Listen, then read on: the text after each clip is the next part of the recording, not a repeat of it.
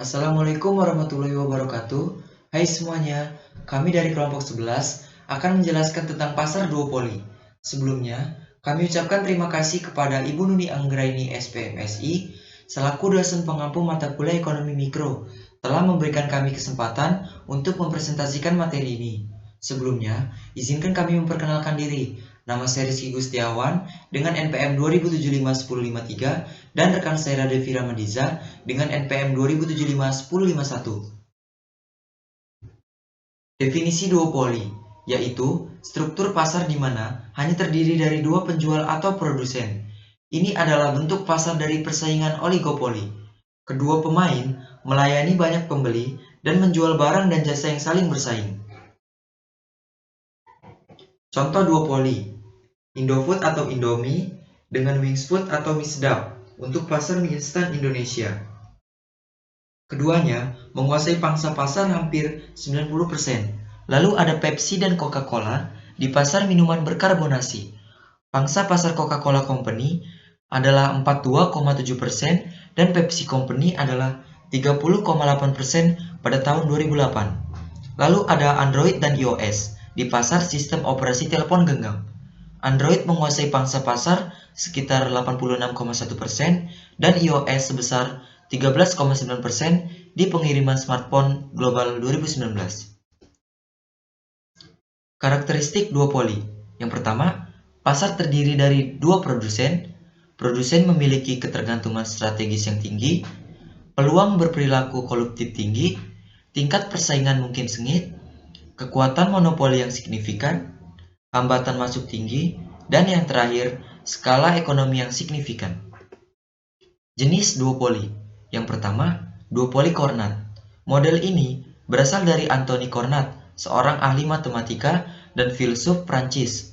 Di bawah model Cournot, kuantitas menentukan persaingan pasar dan dengan demikian output dari persaingan. Kedua perusahaan akan berproduksi pada tingkat yang memaksimalkan keuntungan dan memilih output secara bersamaan. Masing-masing perusahaan berproduksi sesuai dengan kuantitas persaingan dan pasokan pasar. Keduanya mengasumsikan output persaingan tidak berubah. Model juga mengasumsikan pemain tidak berkolusi. Ketika pasar mencapai equilibrium, masing-masing perusahaan tidak memiliki insentif untuk mengubah output atau harga. Perubahan tidak akan membuat perusahaan manapun menjadi lebih baik. Yang kedua, duopoli Bertrand. Joseph Bertrand, ahli matematika dan ekonomi Prancis, mengkritik basis persaingan dalam model Cournot. Menurutnya, harga adalah faktor penentu persaingan, bukan kuantitas output. Di bawah model Bertrand, masing-masing perusahaan memandang bahwa konsumen akan memilih perusahaan yang memberikan harga terbaik atau paling murah, karena produk di pasar adalah identik. Jadi, ketika saat perusahaan menurunkan harga, pemain lain akan mengambil langkah serupa untuk menghindari hilangnya pangsa pasar.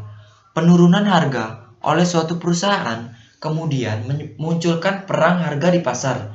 Perang harga terus berlangsung. Implikasi terhadap persaingan. Yang pertama, persaingan melalui harga. Yang kedua, persaingan melalui kuantitas. Dan yang ketiga, persaingan melalui kualitas.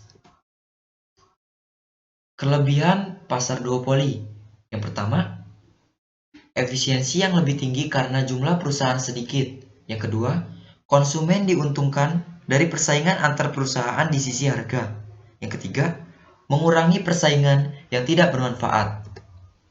Lalu ada kekurangannya. Yang pertama, sulit untuk perusahaan baru masuk ke dalam pasar. Yang kedua, sulit berkompetisi. Yang ketiga, memiliki kemungkinan besar kolusi. Yang keempat, bila satu perusahaan ingin menjalankan sebuah kebijakan tertentu, akan sangat sulit, hampir tidak mungkin, bagi perusahaan tersebut untuk meramalkan tindakan yang akan diambil saingannya.